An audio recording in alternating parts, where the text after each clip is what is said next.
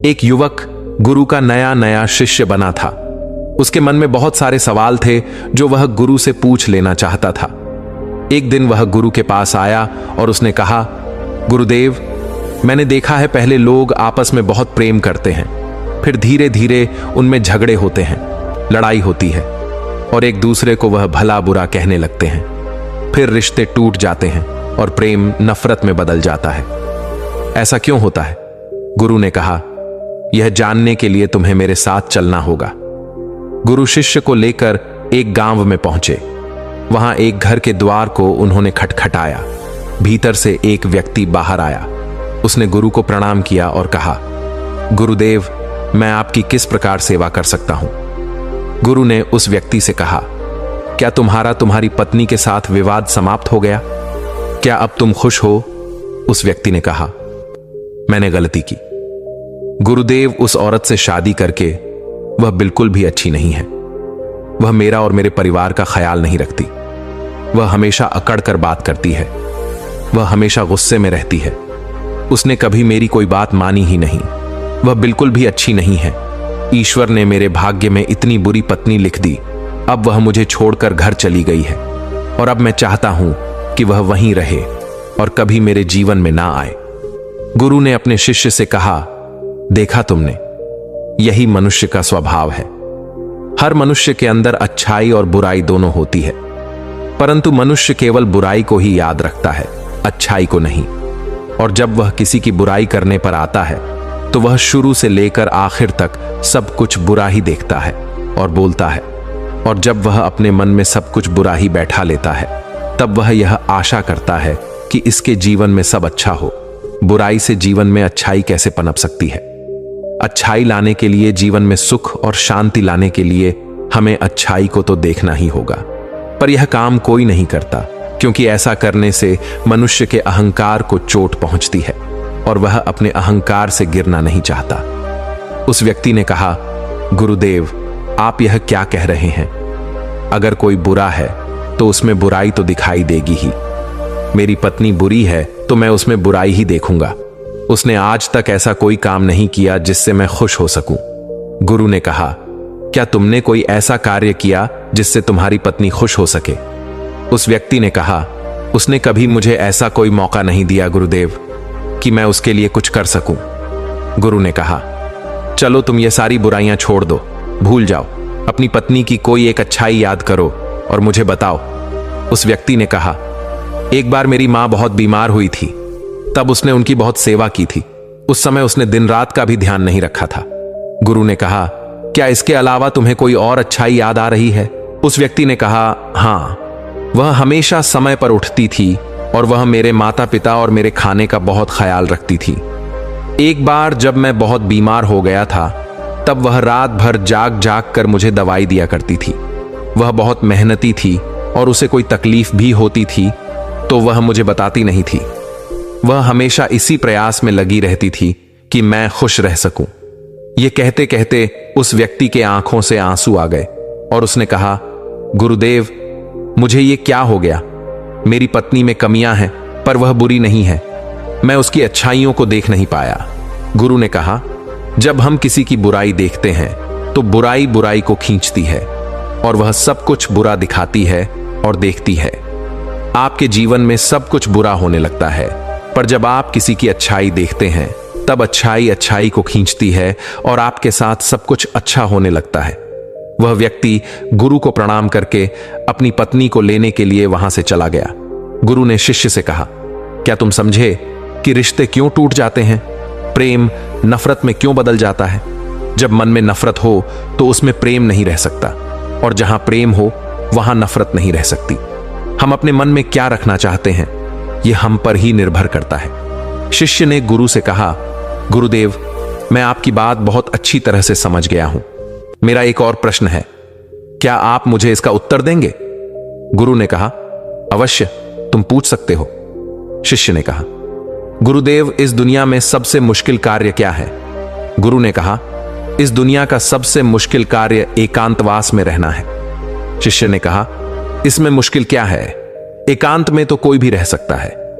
गुरु मुस्कुराए और कहा, अगर यह बहुत आसान कार्य है तो क्या तुम 30 दिन के लिए एकांतवास में रह सकते हो? तुम्हें 30 दिन के लिए कहीं नहीं जाना, एक गुफा में रहना है। तुम बाहर किसी भी व्यक्ति से संपर्क नहीं करोगे, ना ही गुफा के भीतर किसी तरह के कार्य में व्यस्त रहोगे, सिर्फ शांत और एकांत रहोगे। क्या तुम कर सकोगे? शिष्य ने कहा, लेकिन गुरुदेव, यह करके क्या होगा? इससे क्या मिलेगा? गुरु ने कहा, जो मिलेगा वह तो तुम्हें पता चल ही जाएगा। बात यह है कि क्या तुम इतना आसान कार्य कर सकोगे? शिष्य तैयार हो गया। गुरु अपने शिष्य को एक गुफा की ओर ले गए और उन्होंने वहां उसके 30 दिन के खाने पीने का इंतजाम कर दिया और कहा, गुफा का द्वार खुला है। जब तुम्हें लगे कि तुमसे यह नहीं हो रहा तो तुम बाहर आ सकते हो। शिष्य गुफा के अंदर चला गया। पहले दिन उसने बहुत आराम से अपना समय काट लिया। दूसरे दिन उसे अजीब सा महसूस होने लगा। उसका मन बार बार बाहर की ओर भाग रहा था। उसे बेचैनी हो रही थी। वह इधर उधर टहलने लगा, घबराने लगा। जैसे तैसे करके उसने दूसरा दिन भी निकाल लिया। तीसरे दिन वह बहुत बेचैन हो गया। उसने सोचा कि वह यह क्या बेकार का काम कर रहा है, बाहर पता नहीं क्या क्या हो रहा होगा और वह यहां गुफा में बैठा है। वह तीसरे दिन ही गुफा से बाहर आ गया और गुरु के पास पहुंचा। शिष्य को देखते ही गुरु ने कहा, मैं तुम्हारा ही इंतजार कर रहा था।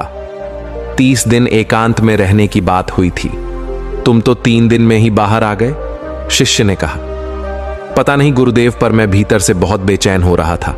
बार बार बस बाहर जाने का मन कर रहा था। इन 3 दिनों में मैं एकांत भी नहीं साध पाया। मन में बहुत सारे विचार, भावनाओं और बहुत कुछ चल रहा था।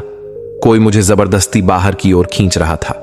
गुरु ने कहा, वह कोई और नहीं, तुम्हारा मन था। मन को एकांत पसंद है ही नहीं। वह हमेशा किसी दूसरे को ढूंढता रहता है। जब उसे कोई दूसरा दिखाई नहीं देता, उसे कोई दूसरा नहीं मिलता, तो वह भी बेचैन हो जाता है, क्योंकि उसका वजूद दूसरों से ही है। अगर दूसरे नहीं होंगे तो मन की शक्ति खो जाएगी और वह तुम पर से अपना नियंत्रण खोने लगेगा। इसीलिए वह जल्द से जल्द तुम्हें बाहर की ओर ले जाना चाहता था और तुम बाहर आ गए। शिष्य ने कहा, गुरुदेव, आप सत्य कहते हैं। एकांतवास करना दुनिया का बहुत ही मुश्किल कार्य है। गुरु ने कहा, तुमने यह नहीं पूछा कि इस दुनिया का सबसे आसान कार्य क्या है? शिष्य ने कहा, गुरुदेव, मेरे मन में यह सवाल भी था, पर मैं पूछ नहीं पाया। गुरु ने कहा, इस दुनिया का सबसे मुश्किल कार्य एकांतवास है, तो इस दुनिया का सबसे आसान कार्य भी एकांतवास ही है। शिष्य ने कहा, आप यह क्या कह रहे हैं गुरुदेव? मैं कुछ समझ नहीं पा रहा। गुरु ने कहा, एकांतवास हमारा स्वभाव है। हम अपने स्वभाव से दूर हो गए हैं। मन के बनाए जाल में हम हमेशा किसी दूसरे को ही ढूंढते रहते हैं और अपने एकांत को खो बैठते हैं। एकांत को साधना नहीं पड़ता, बल्कि वही हमारा स्वभाव है। शिष्य ने कहा, अगर एकांत हमारा स्वभाव है और यह बहुत आसान है, तो मैं क्यों 3 दिन में ही उस गुफा से बाहर आ गया? क्यों मुझे वहां रहना इतना मुश्किल लगा? क्यों मैं वहां भी बेचैन हो गया? गुरु ने कहा, जब तक एकांत तुम्हारे भीतर से उत्पन्न नहीं होगा, तब तक चाहे तुम किसी गुफा में बंद करके ही क्यों ना रखे जाओ, तुम एकांत में नहीं रहोगे। वहां भी तुम अपने आसपास भीड़ इकट्ठी कर लोगे और वह भीड़ तुम्हारे मन के भीतर होगी। गुरु शिष्य को अपने साथ एक नदी के पास ले गए और कहा, इस नदी पर बांध ना हो तो तुम्हें कितना समय लगेगा? क्या तुम उसे आज के आज बांध सकते हो? शिष्य ने कहा, नहीं गुरुदेव, 1 दिन में यह कैसे होगा? 2 दिन, 3 दिन या 4 दिन में भी नहीं होगा। इसमें तो बहुत समय लगेगा। धीरे धीरे बांध की तैयारी होगी। उसकी हर समस्या को देखा जाएगा और उससे निपटा जाएगा और धीरे धीरे समय के साथ बांध तैयार होगा। गुरु ने कहा, ठीक कहा तुमने। ठीक इसी प्रकार मन की नदी पर धीरे धीरे बांध बांधा जाता है। 1, 2 या 3 या 4 दिन में नहीं, धीरे धीरे समय लगाकर यह किया जाता है। शिष्य ने कहा, गुरुदेव, मैं आपकी बात समझ गया हूं। मैं भी धीरे धीरे अपने मन पर बांध बांधने की तैयारी करूंगा। शिष्य ने अपनी साधना पर ध्यान दिया। वह धीरे धीरे मन के विरुद्ध खड़ा होने लगा। उसने छोटे छोटे संकल्प लेने शुरू किए। उसने बहुत सारे संकल्पों को पूरा किया और बहुत सारे संकल्प उसके अधूरे रह गए जो टूट गए थे, पर हर बार वह और अधिक मजबूत होता चला गया। उसका अपने ऊपर नियंत्रण पहले से मजबूत होता जा रहा था। धीरे धीरे उसके छोटे छोटे संकल्प बड़े संकल्पों के रूप में उभरने लगे। फिर एक दिन उसने संकल्प लिया और वह उस गुफा के भीतर चला गया। 30 दिन वह उस गुफा से बाहर नहीं आया। जब 30 दिन गुजर गए तो गुरु को अपने शिष्य की चिंता हुई और वह गुफा के भीतर चले गए। उन्होंने देखा कि उनका शिष्य बिल्कुल शांत होकर एक स्थान पर ध्यान में बैठा हुआ है। गुरु को देखते ही शिष्य खड़ा हो गया और उन्हें प्रणाम कर कहा, गुरुदेव, आप सत्य कहते थे। एकांतवास करना बहुत ही आसान कार्य है। एकांत ही हमारा स्वभाव है और यही हमारी प्रकृति है। इसके लिए कुछ भी करना नहीं होता। यह है, बस हमें दिखाई नहीं देता। शिष्य गुरु के साथ उस गुफा से बाहर आ गए।